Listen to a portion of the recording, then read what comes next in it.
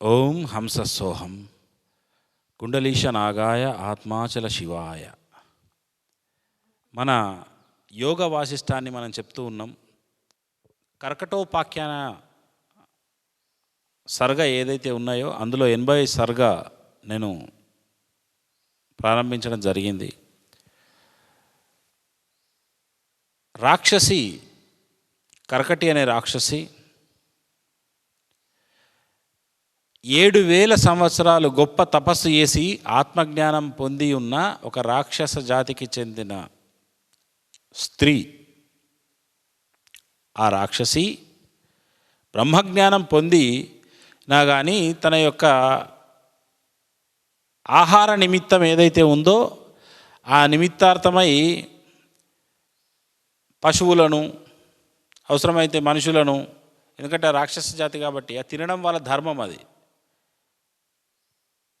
ఆకలైనప్పుడు వెళ్ళి తన ఆహార వేట తీసుకొని మళ్ళీ బ్రహ్మజ్ఞాన నిష్టలో ఉంటుంది.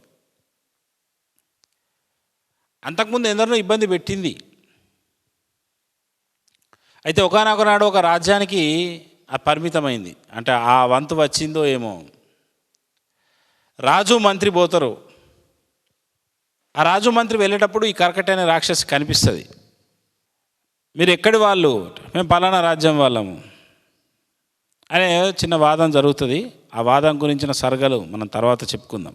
మీకు లీడ్ అనేది అర్థం కావాలి కాబట్టి చెప్తా ఉన్నా.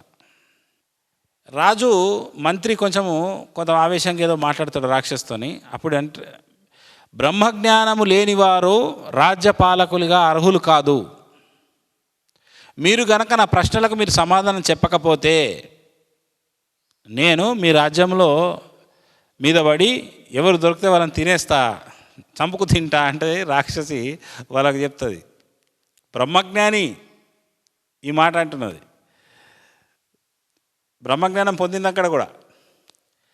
ఏ ప్రశ్నలు మీకు గత ఎపిసోడ్లో శూన్యము కాని ఆకాశం ఏది, లేనిదైనను ఉనికి గలదేది, నేనెవరు, మీ అందహ అహంభావం కలిగి ఉన్నదేది,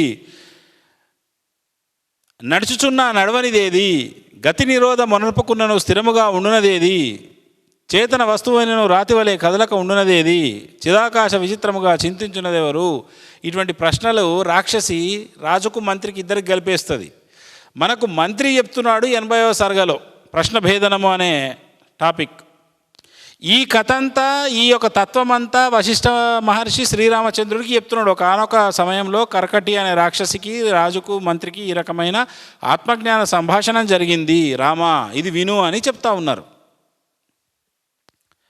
అందులో భాగంగా ఈరోజు మనం చెప్పుకున్న ప్రశ్న, రాక్షసి అడిగిన ఒక ప్రశ్న ఏంటి ఈ వీడియోలో అంటే, మనం టాపిక్ ఏ టాపిక్ అంటే, రాక్షసి ఒక ప్రశ్న వేస్తుంది.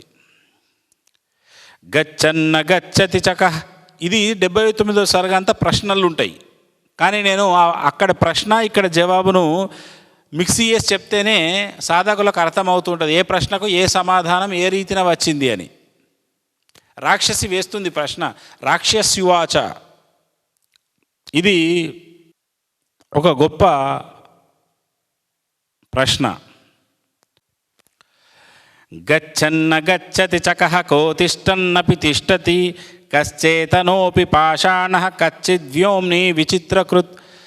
రాక్షసి రాజా మంత్రులకు అడుగుతుంది, నడుచుచున్నను నడవనిదేది, గతి నిరోధమునర్పకున్నను స్థిరముగా ఉండునదేది, చేతనా వస్తువైనను రాతివలే కదలక ఉండునదేది, చిదాకాశమున విచిత్రముగా చిత్రించునదెవరు.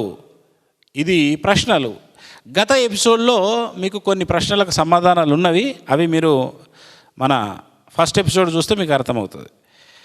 ఇక ఇందులో ఈ ప్రశ్నలలో సమాధానాలు ఏ రకంగా ఆ మంత్రి ఇస్తున్నాడు, మంత్రివాచ్య. ఇదంతా ఎప్పుడో జరిగిన సంభాషణ ఇప్పుడు వశిష్ఠ రాములు గుర్తు చేసుకుంటూ ఉన్నారు. సర్వాత్మకత్వాద్ భుక్తే చ తేన కించిన్న కించన. మంత్రి గారు చెప్తా ఉన్నారు. రాజు తర్వాత చెప్తారు, ముందు మంత్రి చెప్తున్నారు. చిదను ప్రతిభాసా స్యాదేకస్యానేకతోదిత అసత్యేవ యథాహేమ్న కటకాది తథాపరే. భావమేమనా అంతయు తన రూపమే అగుటచే స్వరూపమనియు దృశ్యరహితమగుటచే అరూపమనియు అది చెప్పబడుతున్నది. అంతా తన రూపమే అగుటచే స్వరూపము అంటే బ్రహ్మమే ఈ విశ్వముగా మారింది కాబట్టి ఆ పరబ్రహ్మమే ఈ జగత్ స్వరూపముగా ఉన్నది. కానీ ఆ బ్రహ్మము ఈ స్థూల కంటికి కనిపించదు కాబట్టి అది అరూపము అని చెప్పబడుతున్నది. ఆత్మ తయారు చేసుకున్నది కానీ అది కంటికి ఈ మాంసపు దేహమయ కన్నులకు అగుపించనిది, మనోనేత్రముకు చిక్కనిది కాబట్టి దానిని మనసుచే చింతింప నలవి కానట్టిది కాబట్టి అది కనిపించదు కాబట్టి ఏకకాలంలో అదే రూపమైంది. కానీ మనకు ఆ బ్రహ్మ పదార్థం ఏ రకంగా ఉంటుందో ఆత్మ ప్రతి వస్తువులో తెలియదు కాబట్టి అది అరూపము. రూపము కాని రూపము, రూపము కాని తత్వము రూపమైనది, రూపములో రూపము కానిది ఉన్నది. ఇది ఆత్మజ్ఞానం సబ్జెక్టు. ఇది ఇది అర్థమైనట్టే ఉంటుంది. ఇది ఎట్లుంటుందంటే కోడి కాని కోడి ఏది అన్నట్టుంటుంది. తయారైన వస్తువులో ఇంకా ఏమున్నది అని ఎట్లా ఉంటుందంటే దేహం కనిపిస్తుంది, లోపల ఉన్న ఆత్మ కనిపించదు. కానీ ఆత్మ వెళ్ళిపోగానే దేహాన్ని కాల్చేస్తారు. ఇంతే ప్రతి పదార్థములో కూడా వస్తువులో ఆత్మ పదార్థం దాగి ఉన్నది. నువ్వుల గింజలో నూనె వలె, పాలల్లో నెయ్యి వలె దానిని గ్రహించగలిగిన వాడే గ్రహిస్తాడు. ఆత్మదర్శి మాత్రమే ప్రతి పదార్థంలో బ్రహ్మ పదార్థాన్ని తాను గ్రహిస్తాడు, అంటే అనుభూతి చెందుతాడు. మిగతా వాళ్ళకి అది సాధ్యం కాదు. అందుకే ఈ టాపిక్ చెప్పాలంటే ఆత్మసాక్షాత్కార అనుభూతి కలిగి ఆ నిష్టలో ఉంటే తప్ప యోగ వాసిష్ట వ్యాఖ్యానం ఎవ్వరు చెయ్యలేరు. అది సాధ్యం కాదు. అది చెప్పినా అది అర్థం కాదు. అంతయు తన రూపమే అగుటచే స్వరూపమని దృశ్యరహిత రూపం ఒకటే అరూపమని అది చెప్పబడుతున్నది. కనుకయే సర్వము తానై ఉన్నది ఏదియూ గాక ఉన్నను సువర్ణమందాభరణము వలె ఒకే చైతన్యము భిన్నోపాదుల యందు ప్రతిబింబించుటచే భిన్న భిన్నములుగా గోచరిస్తుంది. ఒక్క బంగారు ముద్దనే ఎన్నో రకాల ఆభరణాలుగా అవుతుంది. కానీ దాన్ని ఏమంటాం? బంగారు ఆభరణం అంటాము. ఈ ఆభరణం బాగుంది, ఈ ఆభరణం బాగుంది, ఈ చెవి దుద్దులు బాగున్నాయి, ఇట్లా వడ్డానం బాగుంది, బంగారు విగ్రహం బాగుంది. ఇట్లా మనము బంగారమే కానీ ఎన్నో ఆభరణాలుగా బంగారాన్ని ఏ రకంగా చెయ్యొచ్చో, ఒకే మట్టి ముద్దతో ఎన్నో ఆకృతులు ఏ రకంగా ఇప్పుడు గణపతులు తయారు చేస్తారు, అదే మట్టితో దుర్గామాతలు తయారు చేస్తారు, అదే మట్టితో శివలింగాలు తయారు చేస్తారు, అదే మట్టితో ఏ రూపం కావాలంటే ఆ రూపం చేయొచ్చు. ఒకే మట్టి, ఆ రూపాలు వేరు కానీ మట్టి ఒకటే. బంగారం ఆభరణాలు వేరు, బంగారం ఒకటే. అలాగే సర్వము తానై ఉన్నను ఏదియుగాక యున్నను ఒకే చైతన్యము భిన్నోపాదుల యందు ప్రతిబింబించుటచే భిన్న భిన్నములుగా గోచరిస్తుంది. ఆ బ్రహ్మ పదార్థమే ఈ సకల చరాచర వస్తు ప్రపంచాన్ని సృష్టించడం వలన ఇది వేరు, అది వేరు, అది వేరు, అది వేరు, అది కాదు, ఇది కాదు అని మనము పోర్షన్స్ డివైడ్ చేసుకున్నాము. కానీ ఒక్క బ్రహ్మ పదార్థంతోనే ఇది తయారై ఉండి మన స్థూల మాంసపు కన్నులకు మన మనసుకు చిక్కనిది కాబట్టి మనము వేరుగా చూస్తున్నాము. కానీ ఈ జగత్తంతా ఒకే పదార్థంతో తయారైంది అన్న విషయము మంత్రి రాక్షసికి చెప్తా ఉన్నాడు. ఇంకా చెప్తున్నారు, ఏషోను పరమాకాశ సూక్ష్మత్వాదప్యలక్షిత మనశ్చేంద్రియాతీత స్థిత సర్వాత్మకోపినన్. పరమాకాశ స్వరూపముకు ఈ చిదనువే అన్నింటినీ ప్రకాశింపచేయును. చిదనువు అంటే ఆ యొక్క అనంతమైన, నేను చెప్పాను ఈ లోకమంతా బ్రహ్మాణువులచే నిండి ఉన్నది. బ్రహ్మాణువు అంటే బ్రేక్ లేని అణువులు, ఖండన లేని అణువులు. మీరు ఖండించలేరు, కనీసం మీ కంటితో చూడలేరు. ఆ అనంత చిదనువే అన్నింటినీ ప్రకాశింపజేయుచున్న. చిత్ అంటే ప్రకాశము, ప్రకాశించే అణువును చిదనువు అంటారు. మట్టి అణువు ప్రకాశించదు కానీ బ్రహ్మాణువు ప్రకాశంతో ఉంటుంది. దాని యొక్క సహజ లక్షణమే ప్రకాశం. సూర్యకిరణంకు ఒక ప్రకాశం ఉంటుంది, కానీ సూర్యుడితో ఈ చిదనువును పోల్చలేము. అది సూక్ష్మమగుటచే, సూక్ష్మము అంటే అగోచరము అని అర్థం. సూక్ష్మం అంటే చిన్నది అని కాదు, అది చిన్న దాంట్లో చిన్నది, పెద్ద దాంట్లో పెద్ద. సూక్ష్మము అంటే మనకు అగోచరమైనది, కంటికి కనిపించనిది, మనసుకు చింతించనిది. ఈ రెండు ఉంటుంది. నేను కంటికి అంటే మనసుకు చిక్కుతుందని కాదు, మనసుకు చిక్కదు, కంటికి చిక్కదు, ఊహకు చిక్కదు. అది సూక్ష్మమగుటచే అలక్షితమును సర్వరూపమైనను ఇంద్రియ గోచరమునై ఉన్నది. సర్వరూపమైనను ఇంద్రియ గోచరమునై ఉన్నది అంటే ఆ సూక్ష్మ వస్తువే, ఆ సూక్ష్మ చిదనువే ఈ లోకాన్ని తయారు చేసుకొని, ఆ చిత్శక్తియే లోకాన్ని తయారు చేసి సమస్త లోకాలను తయారు చేసుకొని ఉన్నది. ఈ భూమి గురించి మాట్లాడదు, ఈ భూమిని తయారు చేసుకున్నది. భూమితో పాటు యావత్ బ్రహ్మాండాన్ని, విశ్వాన్ని సృష్టించుకున్నది ఆ ఒక్క పదార్థమే, బ్రహ్మ పదార్థం. ఆ బ్రహ్మ పదార్థము మనకు రూపమైనప్పుడు సర్వరూపమైనను ఇంద్రియాగోచరమునై ఉన్నది. తయారు చేసుకొని ఉన్నప్పటికీ, అన్ని రూపాలలో ఉన్నప్పటికీ ఇంద్రియాగోచరం అంటే ఇంద్రియాలకు అగోచరం అన్నట్టు. ఇంద్రియ ప్లస్ అగోచరం, ఇంద్రియాగోచరము.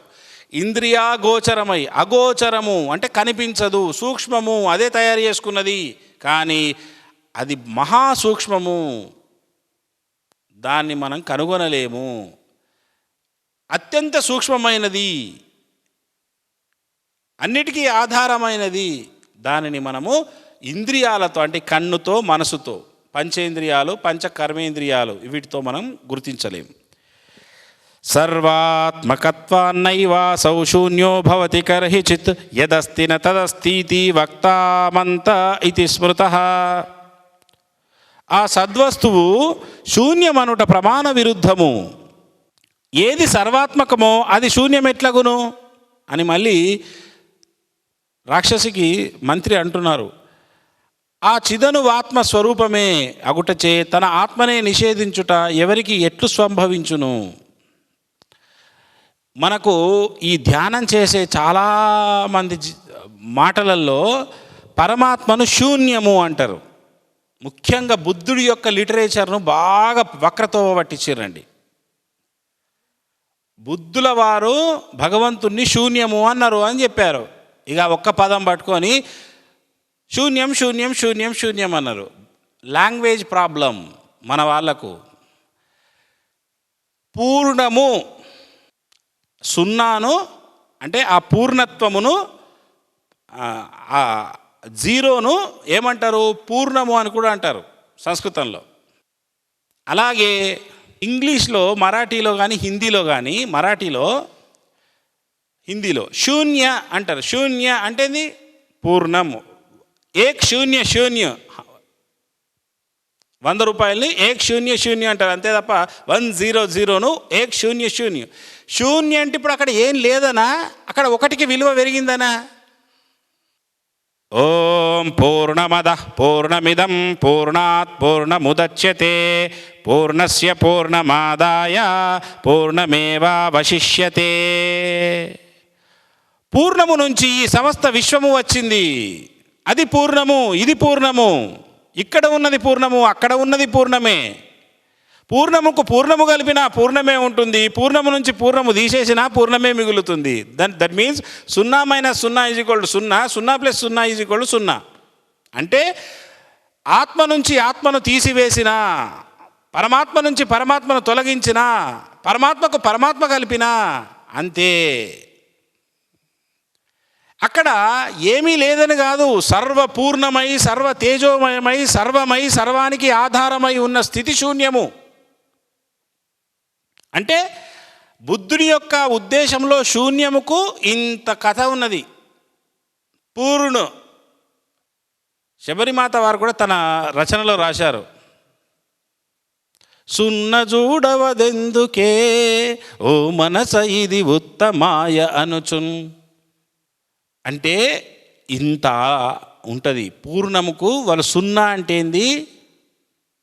పూర్ణంగా తయారుగా. ఆ పూర్ణత్వం పొందు, పరిపూర్ణ స్థితికి వెళ్ళు, నీవే అనంతమైపో అని దాని అర్థం. బుద్ధుల వారు చెప్పిన శూన్యవాదము అంటే పరిపూర్ణవాదం. సర్వము పరిపూర్ణమై ఉన్నది, సర్వం కల్విదం బ్రహ్మ. పూర్ణమైన తత్వాన్ని శూన్యము అంటే అక్కడ ఏమీ లేదు, చీకటి ఉంటుంది. మనం కళ్ళు మూసుకోగానే ఒక నల్లటి కాటుక లాంటి పొర వస్తుందండి. దాన్ని పట్టుకొని దేవుడు అంటే ఇదేనండి, ఆ శూన్యతత్వమే దేవుడు, అక్కడ ఏమి ఉండదు, ఆ శూన్యంలోనే ఉండాలా, ఆ చీకట్లోనే ఉండాలని అంటారు. దాన్ని చూడడమే సాధన. అబ్జర్వ్ దట్ శూన్యం అంటారు. అది కాదు, అది శూన్యం ఎట్లవుతుంది? అక్కడ ఏమీ లేదు అంటే ఏమీ లేదని కాదు, సర్వము తానై ఉన్నది, నామ రూప గుణలు లేని అనంతమైన తేజమై ఉన్నది. ఆ తేజమును నీ ఆంతర్యంలో నీవు అనుభూతి పొందే వరకు సర్వత్రా సర్వ జీవరాశులలో చరాచరములో ప్రతి వస్తువులో ఉన్న పరిపూర్ణము తెలియబడదు. ఇది అనుభవం మాట చెప్తున్నా మీకు. ఎంత వ్యాఖ్యానము యోగ వాసిష్టం చేసినా, ఇటువంటి ఆత్మగ్రంథాలు ఎన్ని చదివినా, లోపట నీకు పట్టు దొరికేదాకా బయట ఆత్మను గాంచలేవు. అది ఎట్లా సాధ్యమవుతుంది? లోన వెలగంది బయట అగుపించదు. అందుకే లోన దృష్టి, లోన దృష్టి, లోన దృష్టి. శూన్యమగుట ప్రమాణం ఇది. అంటే ఏమీ లేదు, శూన్యము అనేది ఏమీ లేదు అనడం ప్రమాణ విరుద్ధం. అది సరి అయిన ప్రమాణం కాదు. లోకంలో ఉన్న బ్రహ్మ ప్రమాణముకు ఆ మాట విరుద్ధం. ఏం లేదు అక్కడ ఖాళీ అని అంటే, ఖాళీ అంటే ఏమీ లేని చీకటి ప్రదేశము శూన్యంగా మనకు తెలుసు. ఏది సర్వాత్మకమో అది శూన్యం ఎట్లగును? చూడండి, అంటే సర్వాత్మకము అంటే ఇందుగలడందు లేడని.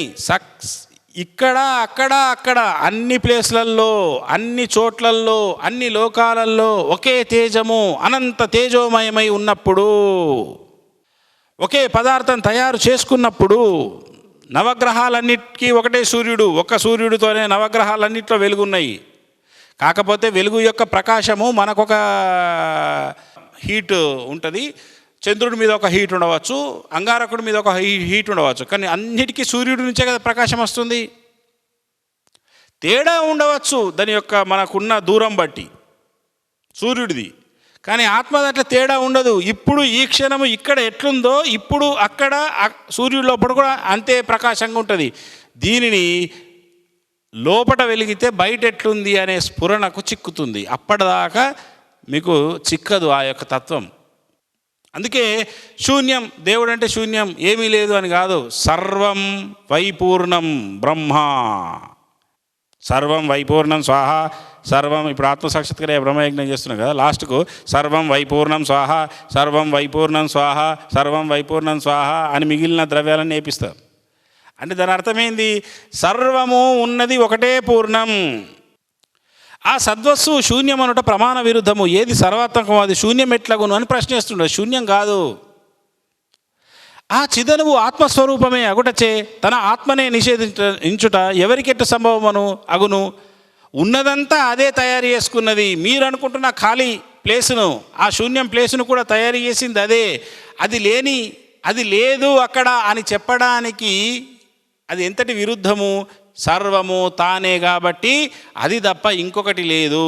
అందుకే ఈశావాస్యమిదం సర్వం, ఈశావాస్యమిదగం సర్వం ఒక్క పదంలో మొత్తం అర్థమైపోతుంది. వాసుదేవమితి సర్వం, వాసుదేవుడే సర్వత్రా ఉన్నాడు విష్ణుతత్వంలో. ఈశ్వరుడే సర్వత్రా ఉన్నాడు, పేర్లు వేరు, తత్వం ఒకటే. ఏ రూపంలో ఉన్నారు? అనంత తేజోమయ ఆత్మస్వరూపాన్నే వీళ్ళు పేర్లు పెట్టుకున్నారు. ఒకళ్ళు ఈశావాస్యం అన్నారు, ఒకరు వాసుదేవం అన్నారు, ఒకరు మహాశక్తి అన్నారు, ఒకరు ఆదిశక్తి అన్నారు, ఒకరు శూన్యం అని దాన్నే అన్నారు బుద్ధుడు లాంటి వాళ్ళు. కానీ మనకు అర్థం కాలేదు. ఆ శూన్యం ఏముంది, ఇదే దేవుడు అంటారు. అంటే ఇక దైవ సాక్షాత్కారం అయిపోయినట్టే ఫీల్ అయిపోతారు వాళ్ళిగా. ఆ చీకటిని చూసేసి ఇదే ఆత్మస్థానం, ఇలాగే ఉండాలి, అందులోనే ఉండండి, అందులోనే మునగండి, ఇవి చెప్పే సంస్థలు కూడా బయలుదేరినాయి. ఒక్కసారి యోగ వాసిష్టం చూస్తే అర్థమవుతుంది మన యొక్క జ్ఞానం ఏ పాటిది, మన అనుభవం ఏ పాటిది, మన అనుభూతి ఏ పాటిది, మనం పొందుతున్న అనుభవాలు ఏ పాటివి. మనం వెళ్తున్న మార్గం ఏ పాటిది, మనం వెళ్తున్న మార్గం సరైన మార్గమా కాదా, గందరగోళ పరిస్థితులు నెలకొల్తున్నాయా, మన మనసును సరైన దాంట్లో పెడుతున్నారా, పోతే తెలుస్తుంది. ఇటువంటి విషయాలు గొప్పగా ఉన్న గ్రంథాలు చదవాలి. మళ్ళీ చదివితే కూడా అర్థం కాదు కాబట్టి ఒక గట్టుడైన గురువు దొరికి ఆయన చెప్పింది ఇంటే జాలిగా మళ్ళీ అన్ని చదవకుండా కూర్చుంటారు. అది అర్థం కాక అది పేడార్థం కూడా అవుతుంది. అనుభూతి లేనప్పుడు ఇప్పుడు ఈ వ్యాఖ్యానం ఎట్లా అర్థమవుతుంది? ఇప్పుడు శ్లోకం తాత్పర్యం ఉంది, ఎట్లా అర్థమవుతుంది? కాదు. కాబట్టి ఉన్నదంతా ఆత్మ పదార్థమే, శూన్యం అనే మాట లేదు. శూన్యం అంటే ఏమీ లేదు అనే మాట లేదు, ఉన్నదంతా బ్రహ్మమే. వాసుదేవ నంద సరస్వతి లాస్ట్ తన దేహత్యాగం చేసేటప్పుడు వాడతాడు, సర్వం బ్రహ్మమయం రే రే సర్వం బ్రహ్మమయం కిం వచనీయం కిమవచనీయం కిం రచనీయం కిమరచనీయం సర్వం బ్రహ్మమయం రే రే సర్వం బ్రహ్మమయం. ఓ గురుదేవా, మీరేమో దేహత్యాగానికి వెళ్తా ఉన్నారు. సదాశివ బ్రహ్మేంద్ర స్వామి సదాశివ బ్రహ్మేంద్ర స్వామి వారి చివరి దశ అంటే తన దేహత్యాగంకి వెళ్తున్నా మాకు ఏమైనా సందేశం ఇవ్వండి, ఆ దైవం గురించి ఏదైనా చెప్పండి అని శిష్యులు అడిగితే, ఉన్నదంతా బ్రహ్మమే, ఆత్మయే, రే రే అంటే ఉన్నదంతా వెలుగే. రే అనే పదానికి వెలుగు అని అర్థం, ఇంకొక రే అంటే శిష్యుడా అని అర్థం. రెండొస్తాయి అందులో. రే రే సర్వం బ్రహ్మమయం కిం వచనీయం కిమవచనీయం. కిం వచనీయం, నేనేం చెప్పాలి, ఏం వచించాలి. కిం రచనీయం కిమవచనీయం, ఏం చెప్పాలి, ఏమని చెప్పాలి. కిం రచనీయం కిమరచనీయం, ఏమి రాయాలి, ఏమని రాయాలి. సర్వం బ్రహ్మమయం రే రే సర్వం బ్రహ్మమయం. సర్వం బ్రహ్మమయమే, అనంత తేజోమయ విరాట్ స్వరూపమే, సర్వలోకాలలో వ్యాపించిన దైవతత్వమే, కాంతి, అనంత కాంతి, తేజోమయ తత్వం. కిం బోధవ్యం కిమబోధవ్యం కిం భోక్తవ్యం కిమభోక్తవ్యం. నేనేం బోధ చేయాలి, ఏమని బోధ చేయాలి, ఆలోచించండి. ఉన్నదంతా అదే దాన్ని నేనేమని వర్ణించాలి. ఇప్పుడు యోగ వాసిష్టం మీరు నేను చెప్తున్నన్ని రోజులు మళ్ళీ తిరిగి తిరిగి తిరిగి భూమి గుండ్రంగా ఉంటుందని మళ్ళా బ్రహ్మము, అంతర బ్రహ్మము, ఇది బ్రహ్మము, అది బ్రహ్మమనే చెప్తా. పదాలు వేరు, టేకింగ్ వేరు ఉంటుంది. ఇక ఒక్కొక్క శ్లోకం ఒక్కొక్క టేకింగ్ అని. మళ్ళా సారాంశం ఏందయ్యా అంటే ఉన్నదంతా బ్రహ్మమే, ఇది ఒక్క పదంలో చెప్పేస్తున్నా యోగ వాసిష్ట సారాంశం. దానిని నీ ఆంతర్యంలో అనంత కోటి సూర్యుల వెలుగుగా నువ్వు అనుభూతి చెందిన తర్వాత బయట చూడడం మొదలుపెట్టు. చీమ మొదలు ఐరావతం వరకు, అణువు మొదలు బ్రహ్మాండం వరకు నీ చూపు ఎక్కడ పడుతుందో అక్కడ అనంత ఆత్మ తేజస్సును గాంచుతావు. ఎప్పుడు నీలో వెలిగిన తర్వాత ఆ నిష్ట పొందడమే బ్రహ్మారూఢ స్థితి. ఆ ఆరూఢ స్థితి పొందినాక పూజలతో, భజనలతో, పారాయణలతో నీకు కొత్త ప్రయోజనం ఉండదు. చేస్తావు లోకానికి ఆదర్శం కోసం, కానీ ప్రయోజనం ఉండదు. ఎందుకు? నువ్వు స్తోత్రం చేసినా అదే చూస్తావు, పూజ చేసినా అదే చూస్తావు. ఇప్పుడు నేను పూజ చేస్తా, నేను హోమం చేస్తా, కానీ నేను ఆ స్ఫురణలో ఉండి చేస్తా, ఆత్మస్ఫురణలో ఉండి జరుగుతుంది. పూజ చేస్తా, ఆత్మస్ఫురణలో ఉండి జరుగుతుంది. ఒక మనిషిని చూస్తా, ఆత్మస్ఫురణలో ఉండి చూస్తా. ఎదుటి వ్యక్తిలో కూడా దాన్నే దర్శిస్తూ, నాలో నేను ఎదుటి వ్యక్తిలో ఉంటూ ఏకకాలంలో. వ్యక్తి కాదు, ఎదుటి వస్తువు. ఒక మొక్క, ఒక చెట్టు, ఒక వృక్షము, ఒక పంది, ఒక ఆవు, ఒక ఈగ, ఒక దోమ, ఒక చీమ. నాలో ఏ చైతన్య స్వరూపముగా నేను గాంచానో అదే చైతన్యం ఒక చీమలో కూడా ఉన్నది. ఎక్కువ తక్కువ లేదు, అంత అద్భుతమైనది అది. ఇక దాని ప్లేస్లో అద్దప్ప శూన్యం ఎక్కడ ఉంది అని అంటున్నారు. ఉన్నదంతా అదే కదా అని మన మంత్రి రాక్షసికి చెప్తా ఉన్నారు. ఇంకొక శ్లోకంలో 11వ శ్లోకం 80వ సర్గలో కయాచిదపి యుక్త్యేహ సతో సత్వం సయుజ్యతే సర్వాత్మా స్వాత్మ గుప్తేన కర్పూరేణేవ దృశ్యతే. ఏ యుక్తిచే నైనను సత్తు అసత్తు ఎన్నటికీ కాజాలదు. కర్పూరము తన సుగంధము ద్వారా అంతటను వ్యాప్తమై ఉండు చందమున సద్రూపమగు ఆత్మయే అంతటా అనుభూతం అవుతున్నది. ఏ యుక్తిచేనైనను అంటే మన యొక్క యుక్తిచే ఇది సత్యము ఇది అసత్యము అని మన యుక్తి ఎప్పటికీ దాన్ని క్రియేట్ చేయలేదు. ఉన్నదాన్ని అబ్జర్వ్ చేయాలా. మన యుక్తి పనికిరాదు. అక్కడ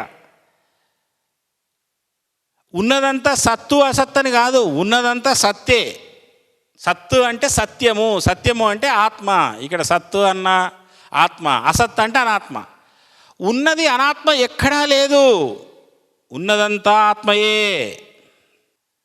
అందుకే ఆత్మసాక్షాత్కారం పొందిన జ్ఞానులకు లోకమంతా ఆత్మసాక్షాత్కార తత్వమే కనిపిస్తుంది. అంటే అజ్ఞానులు వాళ్ళకి కనిపించరు. ఎందుకంటే అజ్ఞాని అనే దృష్టే వాడికి ఉండదు. ఎందుకంటే ఇతను ఆత్మసాక్షాత్కార పురుషుడు ఎదుటి వ్యక్తిలో దైవతత్వాన్ని చూస్తాడు కాబట్టి అతడు అజ్ఞాని అని ఇతడు ఫిక్స్ కాడు.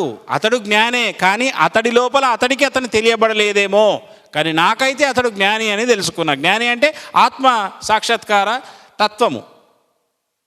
ఇతనికి అందులో ఆత్మ సాక్షాత్కార పురుషుడు కనిపిస్తాడు. ఎవరికి? చూసేవారికి, ఆత్మసాక్షాత్కారం కలిగిన వారికి. చీమ మొదలు అంటున్నాయి. ఇక ఒక మనిషిలో చూడడా? మనిషిని అజ్ఞానంగా ఎప్పుడు చూడడు. తాను తెలుసుకుంటలేడు. నేనైతే నీలో నిన్ను తెలుసుకున్నా. నేనేమంటే నన్ను నేను నాలో తెలుసుకున్నా, నన్ను నేను నీలో కూడా తెలుసుకున్నా.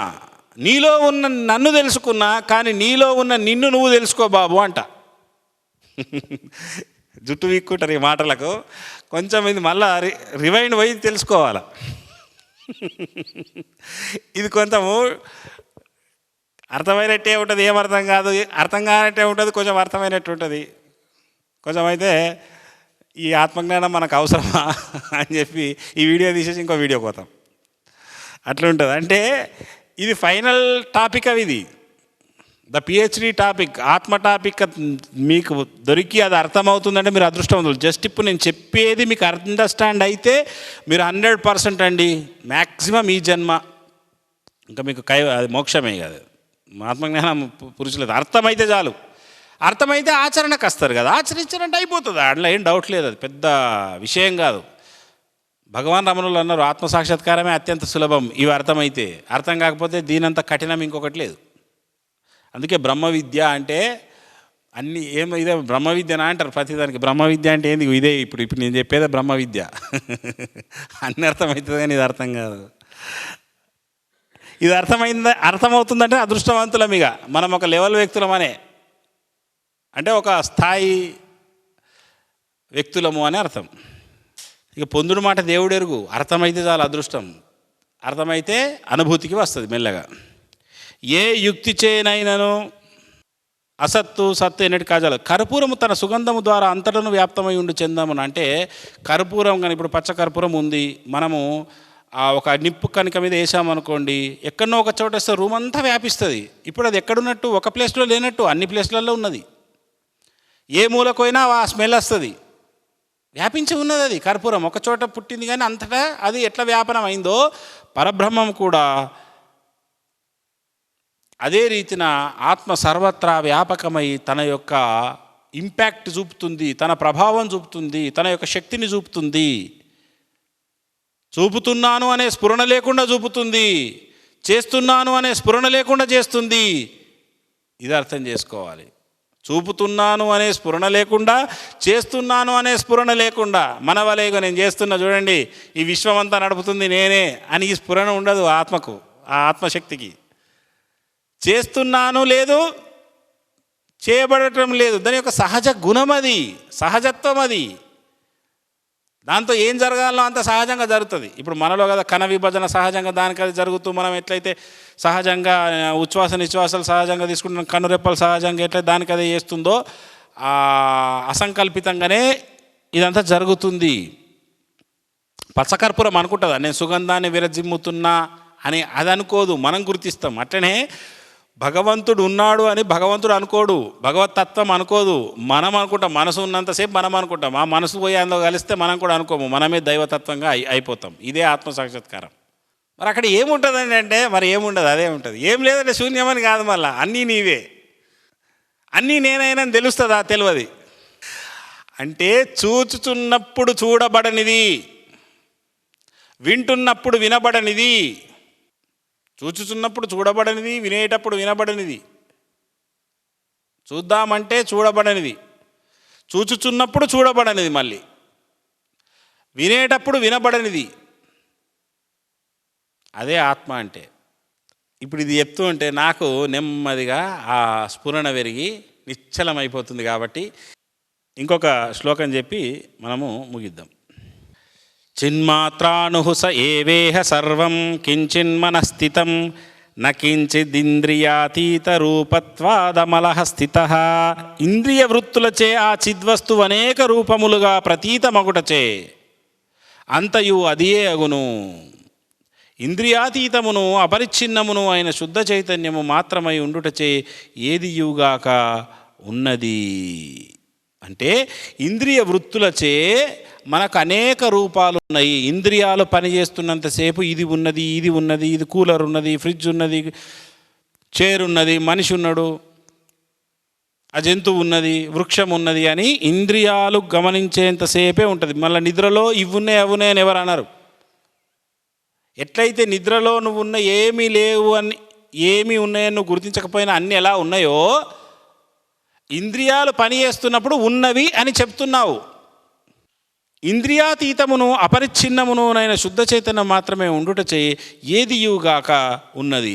ఎప్పుడైతే నీవు శుద్ధ చైతన్య స్థితి, పరబ్రహ్మ స్థితికి వెళ్ళి అక్కడ నిశ్చలమై నిష్ఠతో ఉంటావో, ఆ క్షణమున ఈ రూపాలన్నీ ఎగిరిపోయి రూపాతీత దివ్యస్థితిని మాత్రమే గైకొంటావు. ఏదియుగాక అప్పుడు ఉన్నది. అంటే ఇవన్నీ ఏదియుగాక ఇప్పుడు ఉన్నాయి అంటున్నావు, అప్పుడు ఉన్నాయి అంటలేవు. కానీ ఇక్కడ వాడిన మాట నిద్రకు మనం పోల్చరాదు. నిద్ర అనేది తమో గుణం, జడావస్థ. ఇక్కడ శుద్ధ చైతన్య స్థితి, అనంత తేజోమయ స్థితి, పరమావస్థ. ఆ పరమావస్థకు వెళ్ళి నీవు బ్రహ్మముతో అభిన్నమైనప్పుడు ఈ రూపాలన్నీ ఏవీ ఉండవు అని ఆ జగత్తుకు సంబంధించిన ఆ పరమ సత్యాన్ని ఏదైతే మంత్రి ఉన్నారో తాను అనుభూతి పొంది ఉన్నాడు. కాబట్టే అప్పట్లో రాజులు మంత్రులు కానీ అంత బ్రహ్మజ్ఞానులే ఉండేవాళ్ళు. వాళ్ళు పాలించే వాళ్ళే ఎక్కువ ఉండేవాళ్ళు. ఇప్పుడు జనకరాజు కానీ వీళ్ళంతా బ్రహ్మజ్ఞానులు. వాళ్ళు ఫస్ట్ గురువులను ఆశ్రయించి కొన్నేళ్ళు సేవలు చేసి ఈ జ్ఞానాన్ని పూర్తిగా పొందిన తర్వాతనే వాళ్ళు కార్యంలో ఉంటూ కూడా అంటకుండా వాళ్ళు ఉండేవాళ్ళు. కాబట్టి అప్పటి రాజుల కథ కానీ అదంతా వేరే ఉంది, ఇప్పటి కథ వేరు. ఇంకా మనం ఉండొచ్చు. ఇది ఎట్లా ఉంటుందంటే రామకృష్ణ పరమహంస వారు కదా బ్రహ్మం గురించి వర్ణించి 2 మాటలు చెప్పగానే అందులోనే వెళ్ళిపోయి అట్లా ఉండిపోతుండే. అట్లా పరిస్థితి ఇప్పుడు చెప్తూ ఉంటే ఏమవుతుందంటే ఆ స్ఫురణ పెరిగి మెల్లగా మనసు అనేది బలహీనమై తేజస్సు పెరిగి మాట నెమ్మదిస్తూ ఉంటుంది. కాబట్టి ఈ ఎపిసోడ్ని ఇంతవరకు మనం పూర్తి చేసుకొని వచ్చే ఎపిసోడ్లో ఇంకా ఇది ఒక అఖండ సాగరం, మరిన్ని విషయాలు యోగ వాసిష్టం గురించిన తత్వం చెప్పుకుందాం. అందరికీ పరమేశ్వర దివ్యాశిస్సులు.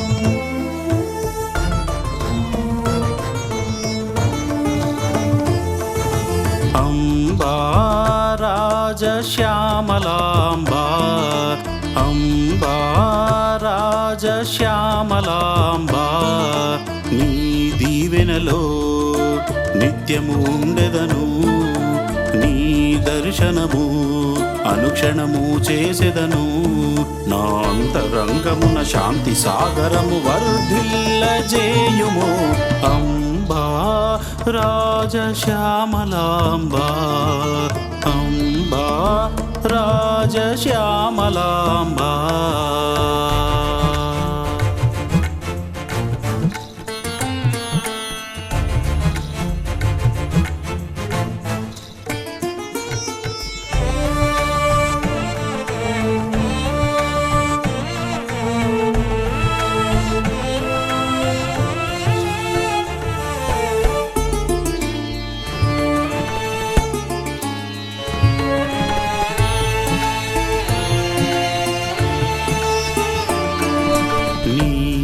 చరణాలను చేరగనే నా ఉనికిని మరచితిని నీ చల్లని చూపులలో నే సేద తీరితిని